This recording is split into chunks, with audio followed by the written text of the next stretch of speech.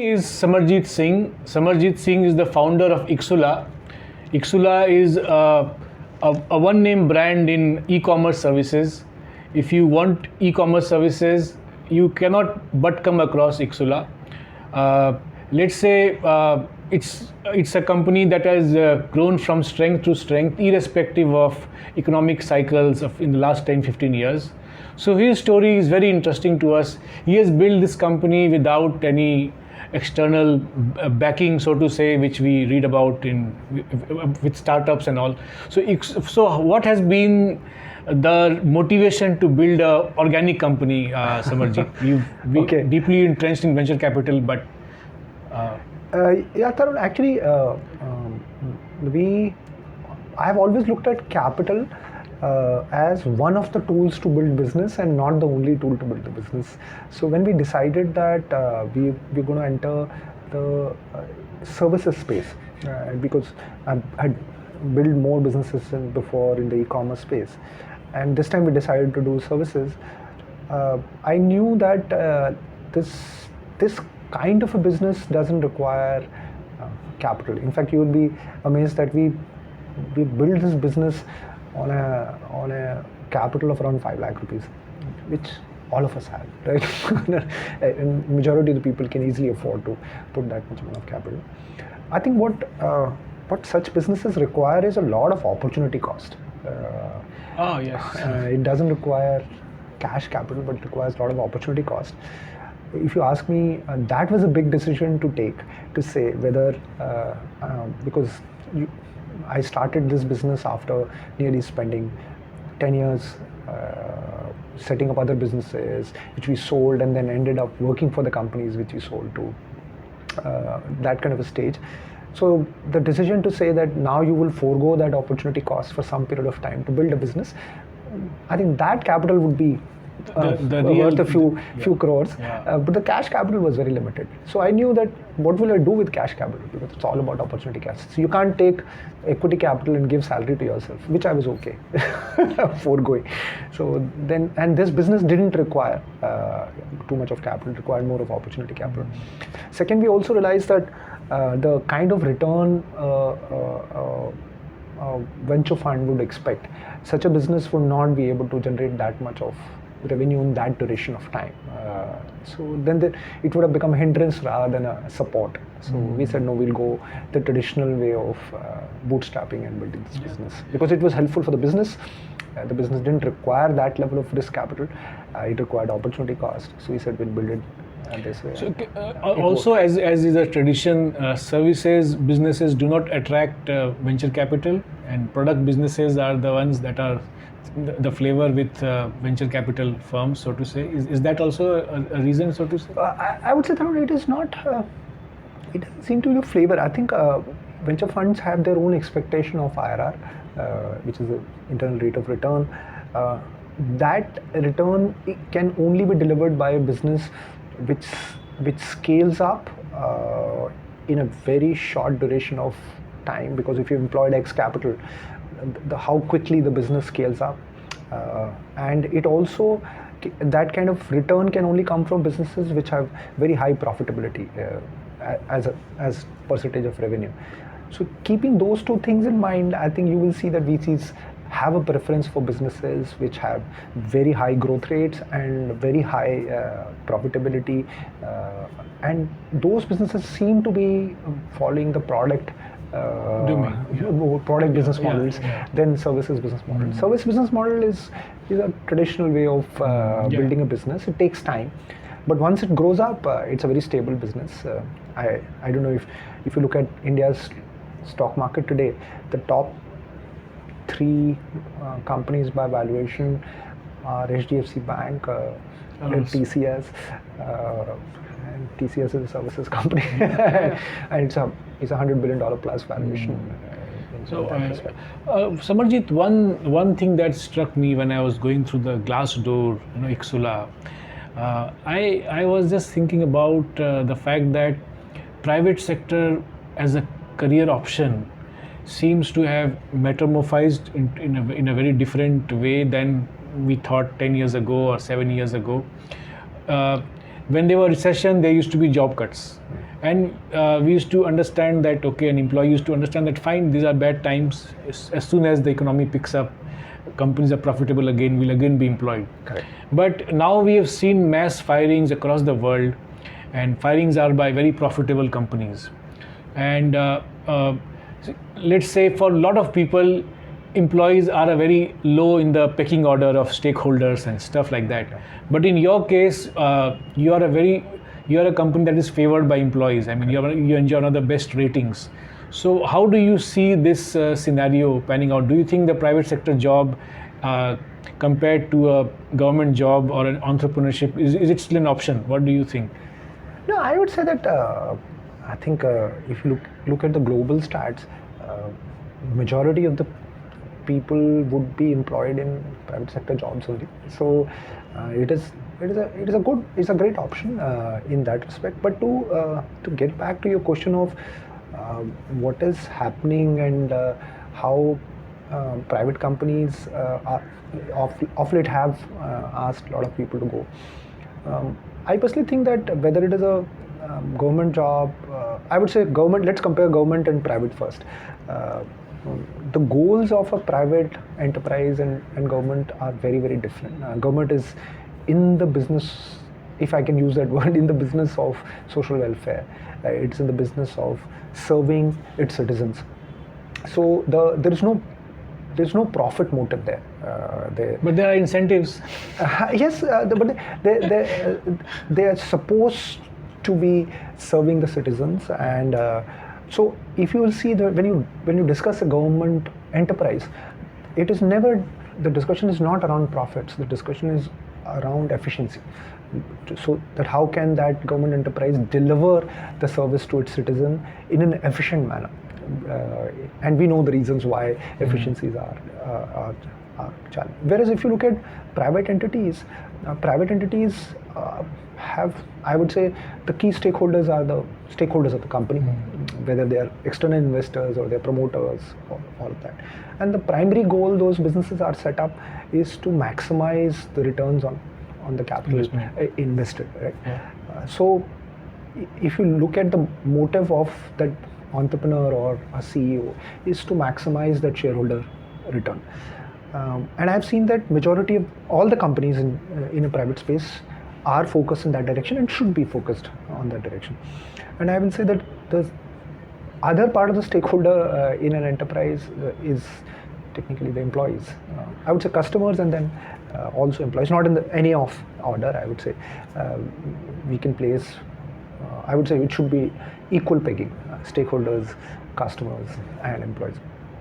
I think if an organization makes its agenda that they will not maximize one stakeholder return at the expense of another stakeholder, then they are able to do a better job of potentially satisfying all stakeholders. Oh, that's very. And if the thinking is, how does it work in operation? Like when you try to, when you've been successful in with all of these three stakeholders, you have the best customers on your list, you have the best returns, you've clocked in revenues top notch, and then you have very satisfied employees. So in operation, is there a moment you can think about that? Yes, this is what makes you successful at it. So I think your example of, so have we had to take a call in the last 12-13 years where we had to let few people go? Yes, we have, right? We have. So it is because it finally comes down to making those choices, and we have, and very, very sad moment, but they have come in our journey also, and we have let those people go, and I'm very sure that nobody likes to take those calls, and nobody likes to be taken that call on themselves if you're an employee, right? But I think what we have realized is that if you are extremely transparent and open about why such a thing is happening, and do not hide behind in such a situation, I think all people are very reasonable, and they sit across, discuss with you, and they understand why it is happening. is, I would say, communication is the key here. And the second one is also the culture within the company, where if the person who unfortunately has come to a stance where it happened because of lack of business or lack of or market or situation that a person has lost a job, but believes in the culture of the company, that this company carries a strong value system, a strong culture, and if this situation has come, it has only happened because nothing else was possible, then people are ready to give you a chance, right?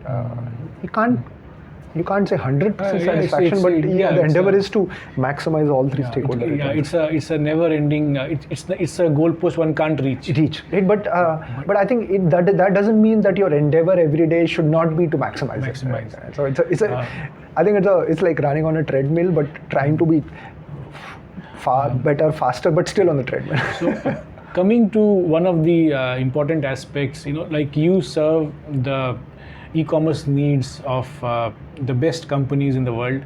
Which are these companies? Or A. B is now post-pandemic, even the common man, the common retailer is very interested in setting up an online business, and he always gets his website wrong. He does not know what to do beyond posting something on Amazon maybe. What are your tips for them? And how do you, where do you see the common retailer going wrong nowadays? Okay. Actually, Tarun, our core business works with very large enterprises. So our customers include Walmart, Home Depot, Reliance Retail, Alphatem groups. Those are the examples. So the learnings from them would not be relevant for the small retailers. But I interact a lot with them, so I have a thought there. So I would say that pandemic has been a boom for small entrepreneurs also. If you see pandemic to say that, oh, the number of people coming to my retail stores have dropped, then you see it negatively. But if you see technology and pervasiveness of technology, so I'll give you an example. So let's say if you were making dolls sitting in Shillong, and you were making a particular kind of dolls, right?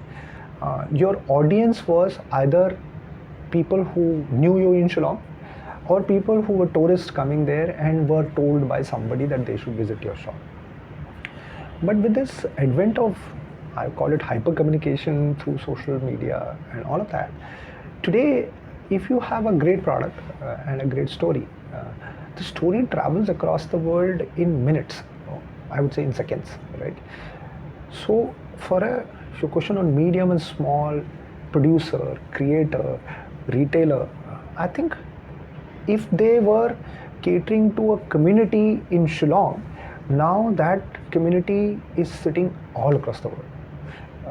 So it is now left to these creators, retailers, small people who have like core skill in one or the other space to use that and how to communicate it across the globe. And tomorrow you'll have a customer from San Francisco to Dubai to Abu Dhabi to... does digital marketing work for them? Like, I mean, lots of people are using digital marketing of various sorts. And one school of thought is you build it, people will come. And you post yourself, you post your products or services online. And if you're right, whoever is meant for you will come. Correct. The other thing is that, okay, if we push your product through digital marketing, push your push through the whatever, the clickbaits and everything, what works? What do you think? Does it work? Digital marketing, is it?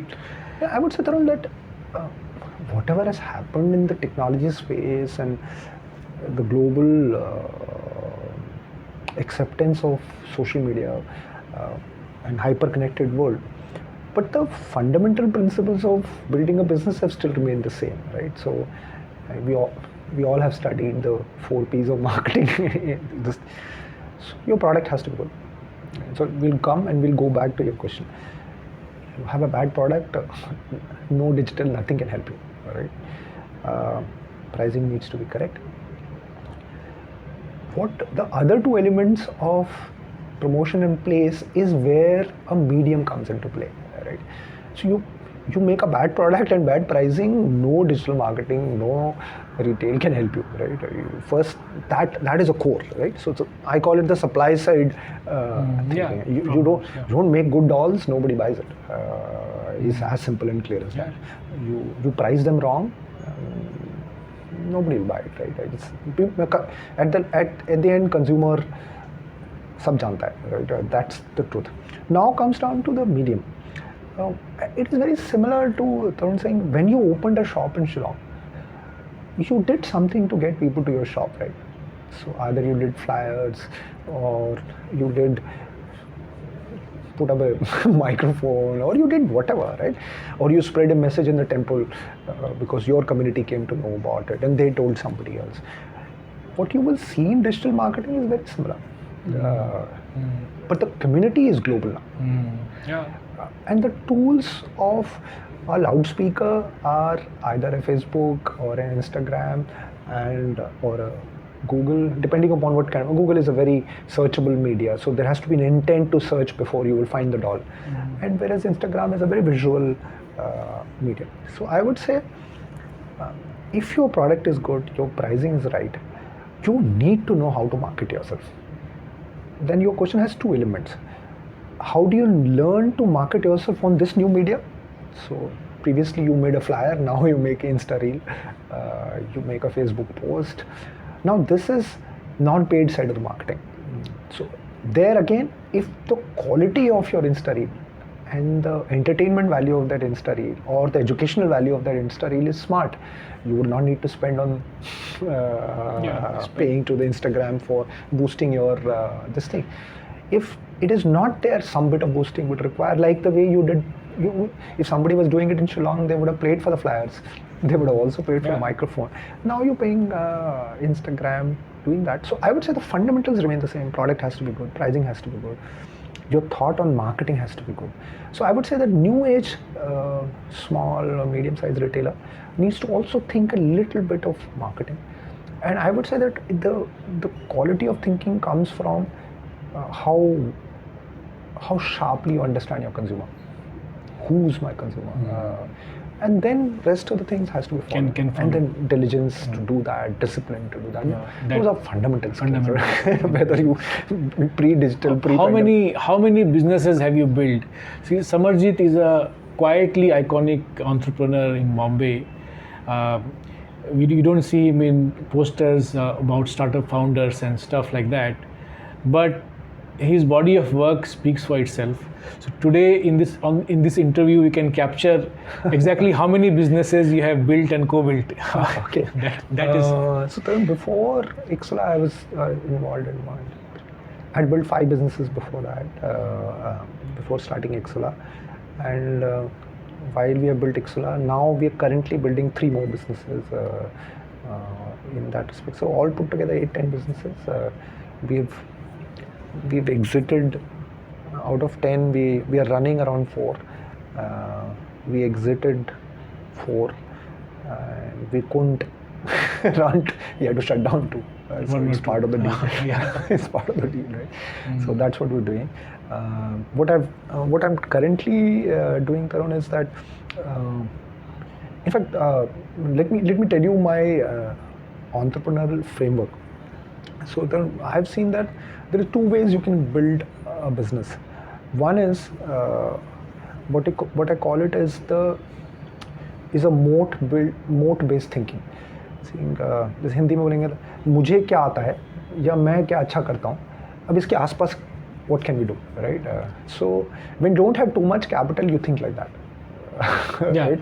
And in the last 10 years, I built businesses like that. So I knew e-com, I knew the industry, we knew e-com technology, we knew e-com services, we knew e-com marketing. So that was a capability. Now we said, how do we take this capability, put up a little bit of capital, a lot of risk, and take this to customers. So that is one way I have built businesses, and I'm still continuing to build businesses. So apart from Iksula, we've invested and created more businesses in the e-commerce marketing space. We are creating more businesses in the e-commerce analytics space. So that way of building business will continue, because you can say that now I know that how to do that really well because I've done it so many times. But the other way to build business is to not think what you know, is to say what the customer wants. What does the customer want? What is changing in his mind? To be basically a diversified business where what the customer wants decides what you end up making, because now you have the customer base, you have the we have some bit of leverage to put capital and create a business where the returns may take a little bit of time to come. One question, you are a new age businessman, last 15 years you've done businesses. The traditional businesses, so to say, in India, they flourished mostly because of political patronage, kickbacks. So that gave rise to a different style of being a promoter. Like, you require a certain skill base to be a promoter of that type. Now, in this sort of tech era, you don't have to directly engage with the political patrons. And in such a scenario, who are your favorite founders that you have dealt with in the last 10, 15 years, who you feel that, yes, they bring a certain fresh energy to the business ecosystem? I would say, I would not put it in the traditional versus non-traditional bucket. I would say that certain businesses have no other option except to deal with the government machinery. So let's say if you're in infrastructure space, you have to manage the system. You are in public utility space. You run an electricity company, or you run a telecom. You are a telecom. And these are all important businesses because people require these services. These are businesses which require. You have no other option, because if you have to put up a tower, you have to get a land. If you're making airports, you're running ports. So I would say that those kind of businesses have a different revenue model, have a very strong government, political class, and an entrepreneur interaction. So, and I would actually classify that as a skill, a capability which you need to have if you need to get into that business. So I do not come from that kind of a background, so I neither had this capability, neither any experience. So you can say it was a limitation to not start any business in that space. And majority of these businesses are extremely capital intensive. So that was also a limitation in that respect.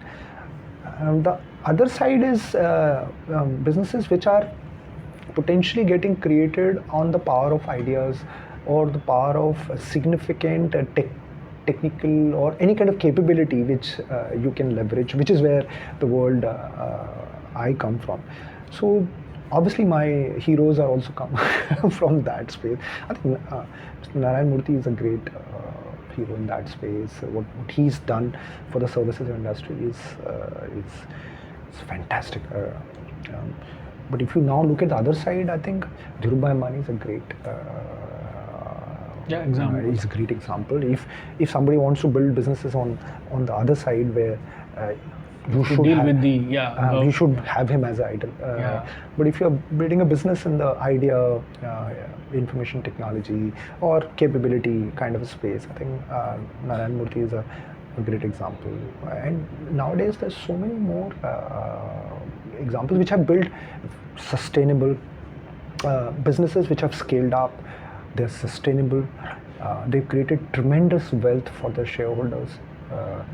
It has created tremendous wealth for their employees, and also created tremendous wealth for the promoters. I would actually go in the same sequence. That's a very holistic success which these businesses delivered. So I would say Narayan Murthy is a great example I followed. Globally, I think Jay Bezos is a great example. I've always idolized Steve Jobs, ideas person, again created tremendous impact in the way they have impacted the world. This can be a very endless conversation. Samarjeet is a very popular speaker, and as you can see, every 3 sentences he has a new idea to ponder over. So Samarjeet, as we sort of wrap up the conversation, what are some of the like, what was that one breakthrough moment in your life where you felt that yes, now I have arrived? I mean, not arrived. That when you understood that yes, now I'll arrive one day. Where Sorry, you have to repeat the question. I didn't get your question. Was there any breakthrough moment in your journey where you felt that yes, this is the tipping point. From here, I'm going to be somebody? Actually, Tarun, and I'm not trying to be modest to say this, but actually, once you get in the journey of trying to create something, I think you also start exploring yourself very deeply, right? So I would say that the scale and the success has, whatever little success or scale we have received, has given me the confidence that, oh, we think okay, I think okay, we seem to be disciplined about executing it, and our thoughts, ideas, our value system, our execution seems to be delivering results. So you can say it's a case study which reinforces your belief that you can also do it. So if you ask me, say that what is the best thing I've achieved in this journey, I think I'm far more confident than from where I started from. So, and I think I would count the biggest achievement is that confidence, the confidence of been there, done it, been through that journey inch by inch, day by day, minute by minute, and taking actions.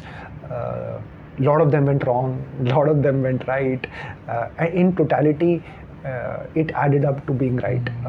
Is what I would say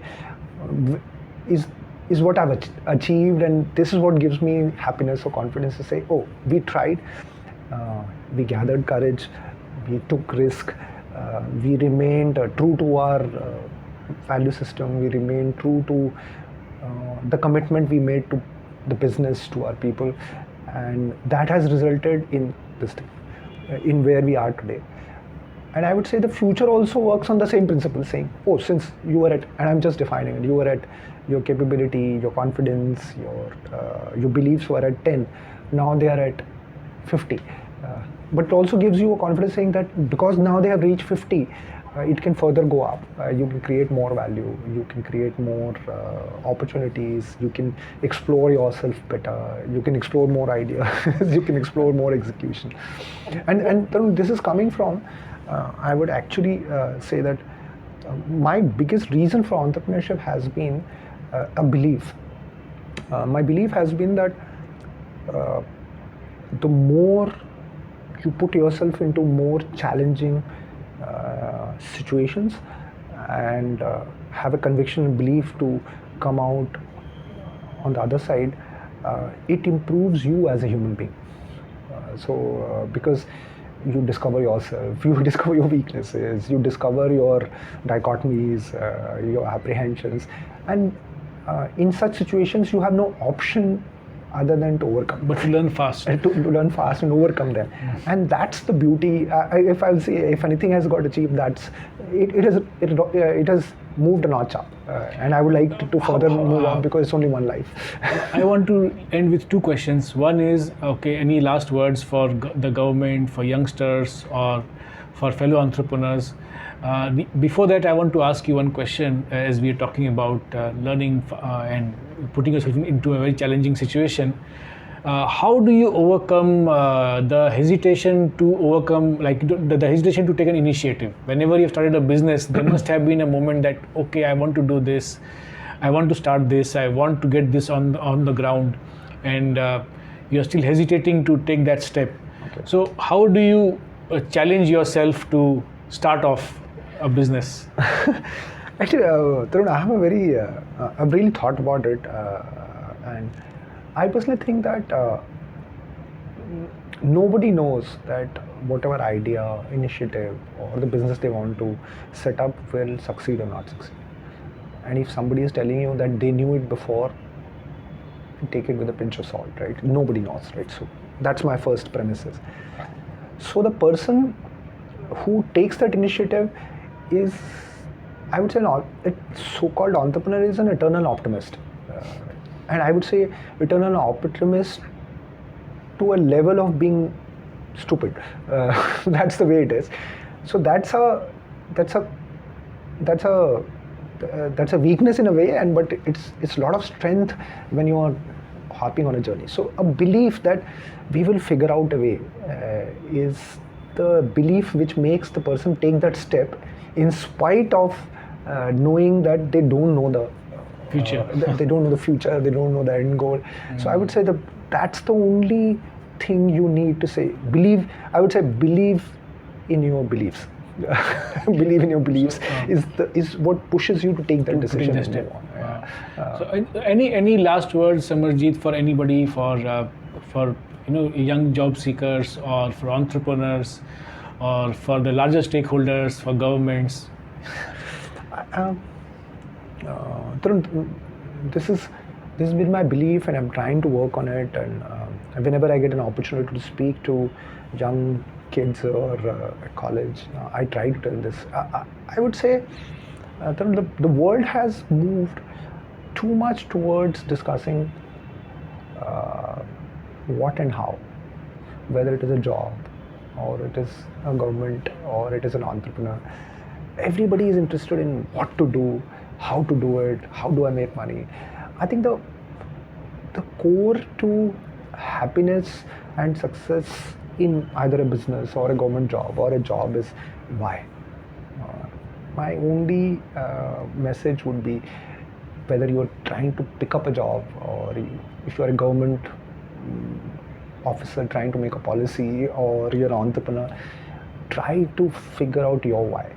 And everybody's whys are different, because once why is figured out, after that the journey moves in a very different stratosphere. It moves into a different level, and there is a sense of unison in your thoughts, in your action, in the way you conduct yourself.